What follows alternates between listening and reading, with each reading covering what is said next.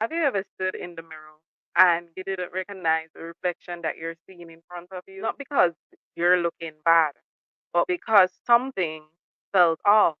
Like the reflection was familiar, yet disconnected from who you were inside. That quiet moment, that pause, that's where this conversation begins. Welcome back to Unscripted Rebirth with me, your host, Pretti-Ana. Today we're not talking about fixing your face, upgrading your look, or chasing beauty trends. We're talking about resetting the mirror, the way you see yourself, the way you relate to your reflection, and the way beauty lives in your mind before it ever shows up physically. Because beauty doesn't start on the outside, right? It starts in your self image, and your self image shapes your entire life. Beauty and mental health are deeply connected. When your self image is fragile, your thoughts become loud. You second guess yourself, you over explain yourself, you tolerate things you shouldn't, you shrink in rooms where you were meant to take up space. And when your self image is aligned, something will shift in you. You won't rush to be accepted by the world. Rather, your nervous system calms down. You arrive as yourself. You don't perform, you exist. That's why beauty isn't vanity, it's identity care. Your beauty routine should not feel like punishment. It should not feel like an armor that you put on to survive the outside world. So when you look at yourself in the mirror, the real question you should ask yourself is, why am I doing this? Is it to express who I am? Or is it to protect myself from being seen? Because a healthy beauty philosophy says, I do not decorate myself to not be seen. I decorate myself to be fulfilled. Because when you feel good in your own skin, not compared to others, but aligned with yourself, your energy changes. You walk differently, you speak differently, you protect yourself differently. And also, looking good doesn't make you better than anyone else because it simply matters that you value yourself. Because mental beauty means peace, it means confidence without outside noise.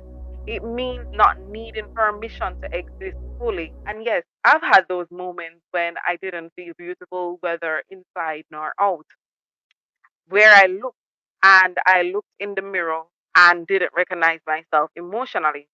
Those moments usually showed me when I was performing for others, when I was shrinking, when I was living based on expectations instead of truth. The mirror wasn't judging me, it was calling me back home. Over time, my beauty routine became a conversation with myself rather than the outside person. Because every time I showed up for it, even in small ways, I was telling my subconscious I'm worth the time. I am allowed to evolve. I don't need permission to because be one of the seen. Biggest insecurities that I've carried, it wasn't even mine. It was something that society handed down to me, right? Because I was trying to fit inside a box and I know my spirit could not be confined in such small spaces, but I was just trying to fit in and follow a trend. Because I've learned from an early age, right, that beauty is power and power itself is neutral, right? And it can't be trapped. As I stated before, I was trying to fit myself within a box of following trends that I think what outside society values of what is considered beauty, right? And beauty is something to be free to express yourself to the world rather than trying to fit into a confined space, as I stated before. There was a time, right? Whenever I'm going on a date or going out with my friends, I had to put on a wig, right? I don't know why, but I found myself doing it. And when I got comfortable enough to show my natural low A cut, my bald head, they told me they loved it even more. And instead of feeling grounded, I questioned it. Which version did they really like? Or they were just saying things to support me. And I had to realign myself and realize that question shouldn't be really about them and what the outside world values, right? It's about me. Why did I need confirmation at all? Why was my confidence still waiting for approval? And as time goes by, something in me shifted, right? And I stopped hiding. I stopped waiting. I began showing my natural self, not because it was trendy, not because it was validated, but because it felt honest. It felt like me. You know, I wear my hair, oh, I feel like right now I'm sitting and talking to you guys. I'm in my natural hair. I'm showing my natural beauty. I don't need to be wearing wigs to hide my true identity, to support what the outside world thinks. So now I start to dress based on how I feel rather than how others feel, right? And bright days, dull days, soft days, bold days, I switch it up just based on my emotion and how I feel.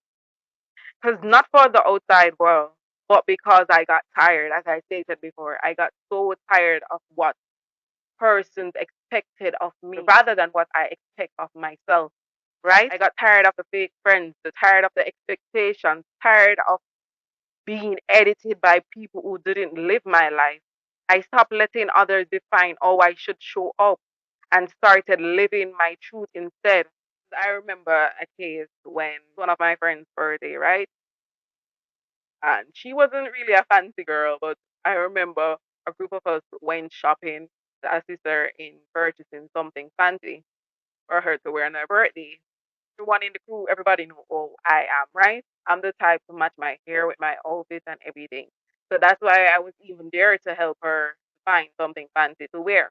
And she said, no, she's not dressing fancy and we shouldn't really dress fancy either because it's nothing big of a deal. It's just a regular outing with us having a little dinner for her birthday is nothing fancy. And I remember dressing in an outfit that I didn't really feel comfortable with.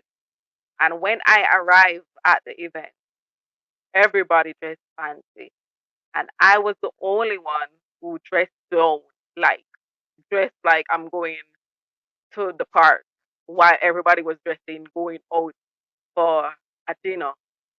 And realized that they conspired behind my back, right? And decided to dress fancy because they thought I was going to dress fancy because they know how I am. And honestly, I felt betrayed because I didn't want her to overdress the birthday girl or anything. And she said, we're not supposed to dress fancy. But yet still they went behind my back, have conversations and dress fancy and allowed me to dress down.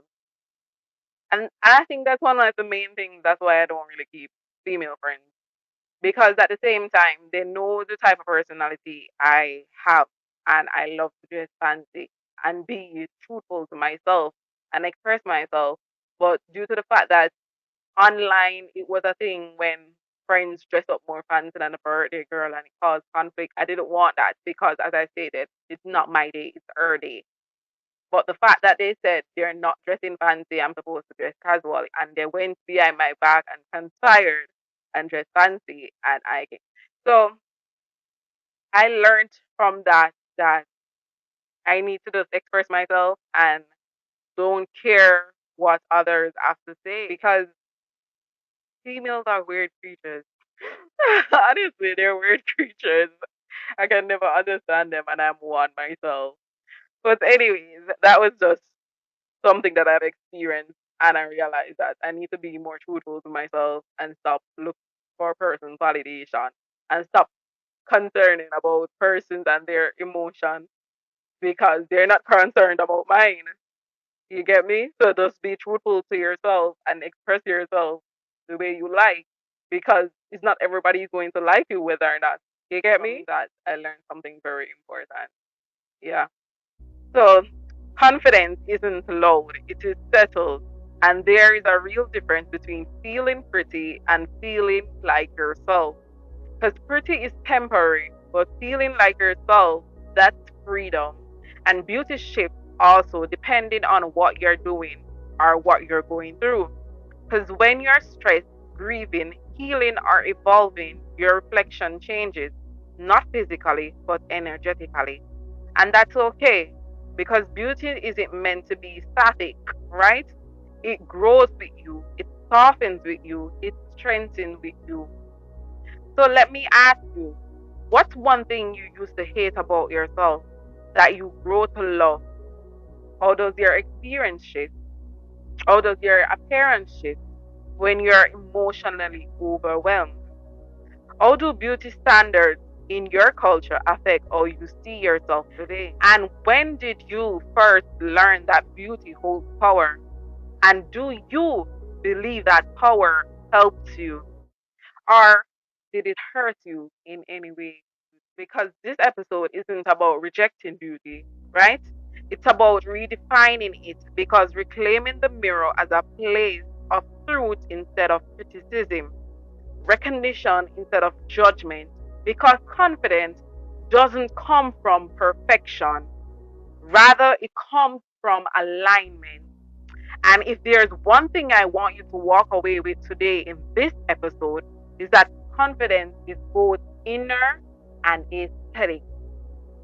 And how you look matters, but how you feel matters more. And when the two are aligned, your presence becomes undeniable. You are meant to be seen as exactly as you are. I'd like to say thank you for joining me today on this episode of Unscripted Rebirth. And if this episode resonates with you as you go along with your beauty journey, I would like to say like, subscribe, and comment, and join our community as we grow, we learn to better evolve ourselves and love ourselves deeply and live in our truth. I'd like to say bye and see you next time.